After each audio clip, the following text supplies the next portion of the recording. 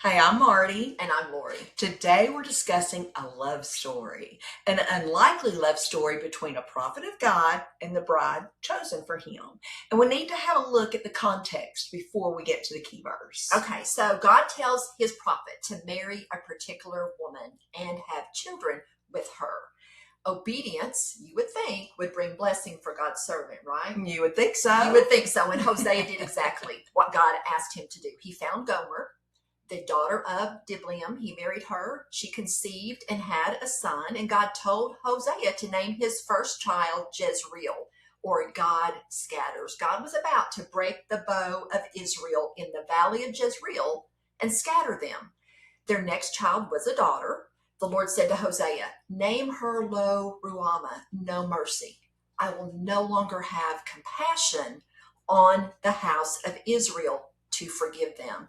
So we're going to pick up the narrative with the naming of the third child in Hosea 1:9, if you'll read that for us. Okay, and the Lord said, name him Lo Ammi, for you are not my people, and I am not your God. Mm-hmm. So that doesn't sound like a blessing, does it? It doesn't, and not for a while. It's coming. Okay. But God pronounces hope with his judgment, as we always see with our Father. In the next verses, we begin to see what's going to happen. And so, Hosea 1, verse 10. Okay. Yet the number of sons of Israel will be like the sand of the sea, which cannot be measured or numbered. And in the place where it is said to them, you are not my people, it will be said to them, you are the sons of the living God. Do you want me to go on? Mm-hmm. Read 11 too. Okay. And the sons of Judah and the sons of Israel will be gathered together, and they will appoint for themselves one leader, and they will go up from the land, for great will be the day of Jezreel. Okay, the reason I wanted you to read verse 11 is because there's a reference here to the second Moses. Yes. In our 2 Corinthians podcast, we talked about a second Adam, yes, who was Jesus. There's a second Moses, a picture of Moses, and they will appoint for themselves, it says, one leader as they go up from this land. So who do you think the second Moses refers to? Well, that's just what I was going to ask. Does that refer to Jesus? It does fit the context. Okay. In Hosea chapter 2, verse 1, say to your brothers, Ammi, and to your sisters, Ruhamah. So what's happening here is God is changing the names of those children. From Lo Ammi and Lo Ruhamah to just Ammi, my people, and Ruhamah, mercy is shown. There's the blessing. Right. So okay. Hosea's children are going to be a reminder to Israel that one day they will be restored and once again become the object of God's love. But the story isn't over. The woman that God instructed Hosea to marry was and still is a harlot.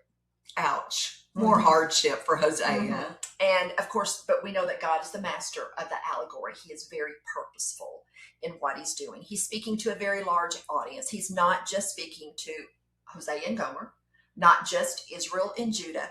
We need to find ourselves in this story. So in chapter 2, verse 5, we read of Gomer's departure.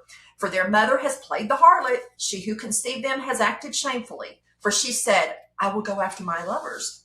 They gave me bread and water, my wool and my flax, my oil and my drink.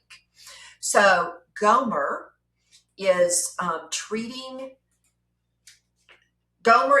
Hosea just like Israel treated God. She thinks that her lovers are going to supply her needs better than her covenant partners. Sounds like the greener grass syndrome. That's right. We've all heard of the sad, selfish greener grass syndrome, and we see it played out far too often.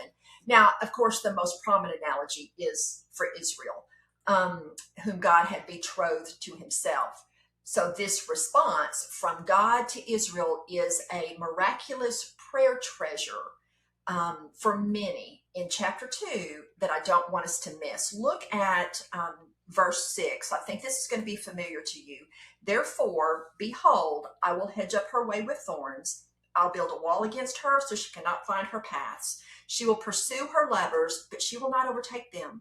She will seek them, but she will not find them. And she will say, I'll go back to my first husband.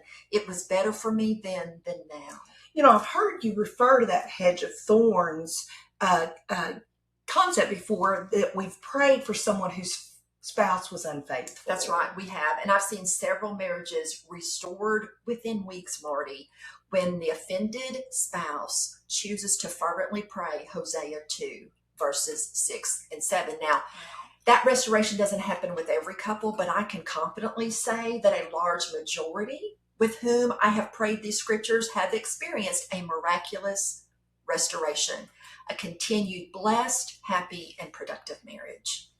Restoration, as we know, is hard work. It's not an easy decision. It wasn't for God, and it will not be for us, but it is a beautiful example that's in this love story. So this is a little prayer treasure that we can carry in our pocket. That's right. And in these days of broken covenant, you're going to have ample opportunity to bless others with these words through the prophet Hosea.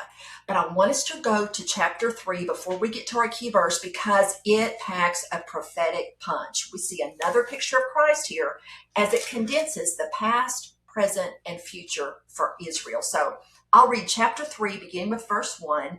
The Lord said to me, go again, love a woman who's loved by her husband, yet an adulteress, even as the Lord loves the sons of Israel, though they turn to other gods and they love raisin cakes.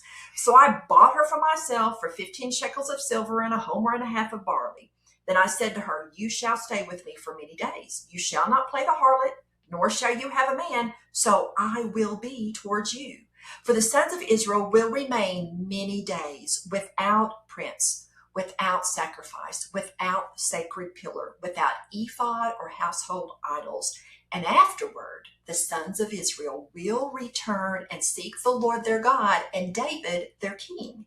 And they will come trembling to the Lord and to his goodness in the last days. So she who ran to other lovers was sold as a harlot. But redeeming love brought her home. Israel, it tells us, is going to be without monarch, without temple service, without priesthood for an appointed time. But God has promised to bring her back. This is where we see grace manifest in judgment. And as I said, the details of this prophecy are remarkable. National reunion is linked with spiritual return. We see that Israel does have a glorious future with God. Notice too, in verse 5, it speaks of King David. Now, David's been dead for many years, but the King of Kings who fulfills the Davidic covenant is waiting in the wings. And that brings us to chapter 6, verse 3, our key verse for Hosea. But for context, Marty, if you'll start with verse 1 of chapter 6. Okay. Come, let us return to the Lord, for he has torn us, but he will heal us. He has wounded us, but he will bandage us. He will revive us after 2 days. He will raise us up on the third day, that we may live before him. So let us know. Let us press on to know the Lord. His going forth is as certain as the dawn, and he will come to us like the rain, like the spring rain watering the earth. I think that's so beautiful. It is. And as I said earlier, we've got to find ourselves in the story. Who is the faithful covenant companion, and who is the straying one in this story? Ouch. Yeah. Does Gomer represent us? Yes. And the faithful husband, maybe Jesus, represents him? That's right. Who can't let go of his beloved, Jesus? Yes. Who's easily distracted? Me. Yes. Yeah. Okay. And it's humbling to see ourselves like that. How often has my bridegroom had to search me out because I'm distracted, maybe even loving the things of the world, when I should have been seeking and serving the one who continues to show me grace in the face of my guilt. What a beautiful picture of our Lord. So let's say Hosea 6:3. So let us know. Let us press on to know the Lord. His going forth is as certain as the dawn. And he will come to us like rain. Like the spring rain watering the earth. Beautiful.